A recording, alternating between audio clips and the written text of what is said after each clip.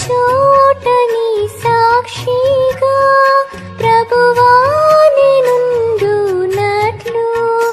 ఆత్మాభిషేకము మీలో కొంతమంది డిఎల్ మోడీ గారి పేరు వినింటారు. ఆయన 18వ శతాబ్దంలో అమెరికా యేసు ప్రభు యొక్క నామాన ప్రకటించడానికి దేవుడు వాడుకున్న ఒక సాధారణమైన వ్యక్తి. ఆయన బైబిల్ సెమినరీలకు వెళ్ళేది, థియలాజికల్ కాలేజెస్కి వెళ్ళేది, చెప్పుల షాపులో పనిచేసేవాడు. అవసరం వచ్చిన చెప్పులు కుట్టేవాడు. ఆ చెప్పులు కుట్టేవి లేనప్పుడు చెప్పుల షాపులో పని చేయటానికి పూనుకున్నాడు. ప్రభు ఆయన్ని పిలిచినాడు పరిచర్య కొరకు. ప్రభు వాడుకున్నాడు. God's call is greater than all certificates of this world. లోకంలో ఎన్ని థియాలజీ సర్టిఫికెట్స్ ఉన్నాయి, ఎన్ని డాక్టరేట్లు ఉన్నాయి, ఎన్ని ఉన్నా అవన్నీ అవసరమే. నేను కాదని చెప్పట్లేదు, మళ్ళీ తప్పక అర్థం చేసుకోవద్దని. దేవుడు కొంతమందిని అట్లా స్పెషల్ అనాయింటింగ్ ఇస్తాడు. పేతురు లాంటి వాడికి ఏం చదవలే సందలే, ఆ కాలేజీ పోలే ఈ కాలేజీకి పోలే, ఒకసారి లేచి నిలబడితే 1000 మంది రక్షణ పొందుతారు. మేము ఇంత చదువుకున్నాం, లేచి నిలబడితే అప్పటిదాకా చేతులు ఎత్తిన వాళ్ళు కూడా చేయి దించుతారు. ఎంత తేడా ఉంది చూడండి. కనుక it is not the certification that makes the difference, but it is the call that makes the difference. మనకేదో సర్టిఫికెట్లు తలాంతులు అది కాదు, కానీ ప్రభు యొక్క పిలుపు. దేవుడు ఆయన్ని పిలిచినాడు, ఆయన వెళ్ళి వాక్యం ప్రకటిస్తున్నాడు. వేల కొలది ప్రజలు రక్షణలోనికి వస్తున్నారు. ఆయనకి ఎలాగో సరిగా భాష రాదు కనుక మోటు లాంగ్వేజ్ వాడేవాడు కనుక కొంతమంది ఆయనలో తప్పులు పట్టాలని వచ్చినారు. ఒకసారి ఒక ఆయన ఇలా పెద్ద కూడికల్లో వాక్య ప్రసంగం చేసిన తర్వాత ఒకసారి వచ్చి అన్నాడంట డిఎల్ మోడీ గారితో, brother DL Moody, your message has everything but no grammar అన్నాడు. ఈ డిఎల్ మోడీ గారు అన్నారంట, if my message has no grammar I praise God, but there is a Holy Spirit in my message. నా వర్తమానంలో grammar వ్యాకరణం లేకపోయినా పర్వాలేదు, నా వర్తమానంలో పరిశుద్ధాత్మ దేవుడు ఉన్నాడు.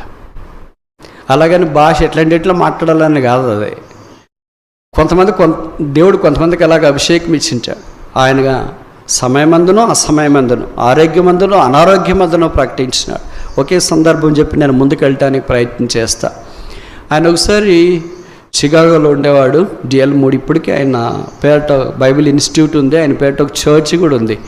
అక్కడికి నేను 2002లో వెళ్ళినప్పుడు వెళ్ళే అవకాశం దేవుడు ఇచ్చినాడు. ఆ చర్చిలో కాలు పెట్టాలంటేనే ఆ ఒళ్ళు జలధరించినాయి. గొప్ప మహనీయులు పేరట ఉన్న ఆ స్థలాల్లో నాలాంటి ఒక భాగ్యుడు కాలు పెట్టడమా అని.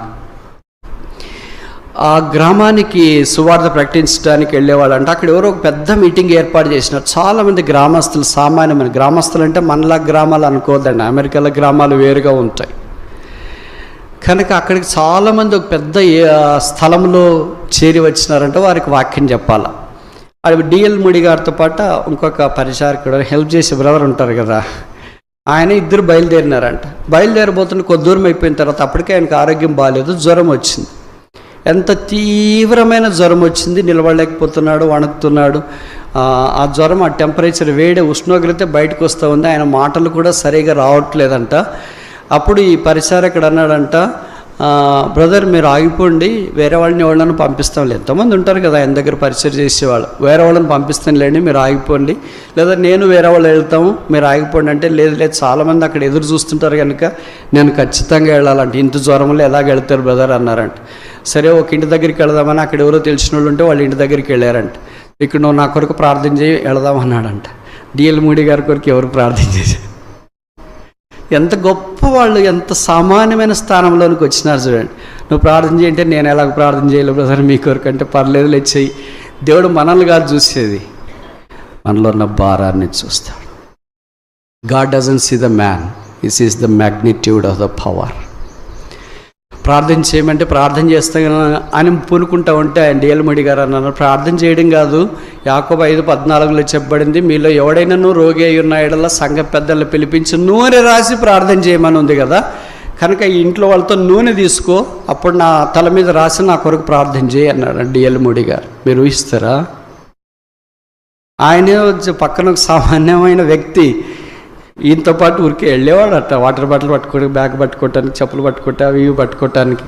అలాంటి నూనె రాసి ప్రార్థన చేయమనంటే ఈయనకి చాలా బాధేసి, ఎట్టబ్బా ఇంత పెద్ద ఆయనకి మనం ఏంటి నూనె రాసి ప్రార్థన చేసేది అని అలాగే ఉన్నాడంటే, ఏంటి బ్రదర్ చేయండి మనకు టైం అయిపోతుంది కదా అంటే, ఇంకేం చేయాలో పెద్ద ఆయన చెప్తుంటే కాదని లేక ఆ ఇంట్లో వాళ్ళు పోయి అడిగాడంట, మీ దగ్గర ఏమైనా నూనె ఉందా అని. వాళ్ళ కటిక పేదలు. వాళ్ళు అన్నారంట, మా దగ్గర కిరోసిన్ ఉంది అని. దేవుని వాక్యం ఎంత పరిశుద్ధమైందంటే కటిక పేదల దగ్గరికి దిగి వచ్చింది.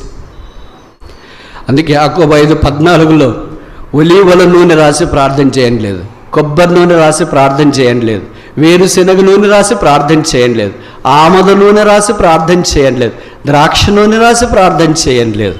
ఎంత పేదవాడికైనా అందుబాటులో ఉండే ఏ నూనె అయినా కిరోసిన్తో మొదలుకొని ఒలీవల నూనె దాకా ఏ నూనె.